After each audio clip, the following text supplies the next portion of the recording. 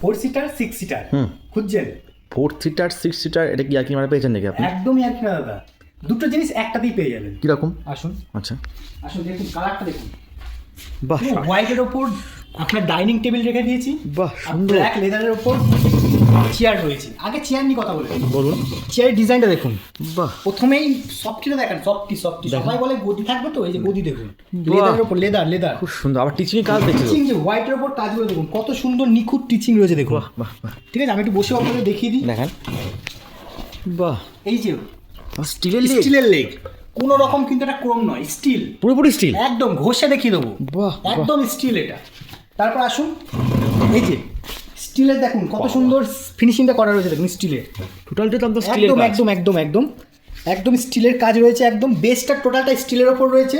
আর এই যে লেগ দেখছেন, এটা কিন্তু রাবার উড, তার উপর ডোকো পেন্ট করা। লেগের থিকনেসটা তো অনেক মোটা দেখছি। এমডিএফ বা প্লাইবোর্ড নয়, এমডি প্লাইবোর্ড নয় এটা। প্লাইবোর্ড এটা সলিড উড, একটা রাবার উড। আচ্ছা, যারা রাবার উড চেনো তারা অবশ্যই এটা মানে বুঝে যাবে। এবার আমি দেখাবো যে এর উপর কিন্তু সুন্দর ডোকো পেন্ট করা, দেখুন কাজটা দেখুন, খুব সুন্দর করে ডোকো পেন্ট করা আছে। এইদিকে ফিনিশিংগুলো দেখুন, ফিনিশিংগুলো দেখুন শুধু স্মুথ। এবার আপনাকে দেখাই যে এইটা আপনি কি করে ইউজ করবেন। দেখেন এটা তো, এটা কি সিটার আছে? এখন 4 সিটার রয়েছে, এটা 4 সিটার রয়েছে। 6 সিটার দেখো, কাছে এসো, লোক বুঝবে কি করে। এই দেখুন 4 সিটার বেরিয়ে ও আসছে। মানে তো সেই চিচিং পাখির গল্প পড়েছিলাম। দেখুন, মানে জিনিসটা দেখুন। এই বাহ, দেখুন, বাহ, বাহ, বাহ, একদম- বাহ। একদম সুন্দর একটা বাই কালার ডিজাইন রেখে দিয়েছি, হোয়াইট বাহ। ব্ল্যাক হোয়াইট বাহ। বাই কালার করা রয়েছে। কেমন লাগছে? খুবই সত্যি সুন্দর। অডিয়েন্সদের অডিয়েন্সদের কাছ থেকে আমি জানতে চাইবো যে কেমন লাগছে। প্লাস 6টা চেয়ার, 6টা চেয়ার দিচ্ছেন আপনারা? 6টা চেয়ারে লেদার রয়েছে, একদম জেনুইন লেদার। দেখুন কেমন লাগছে জানান।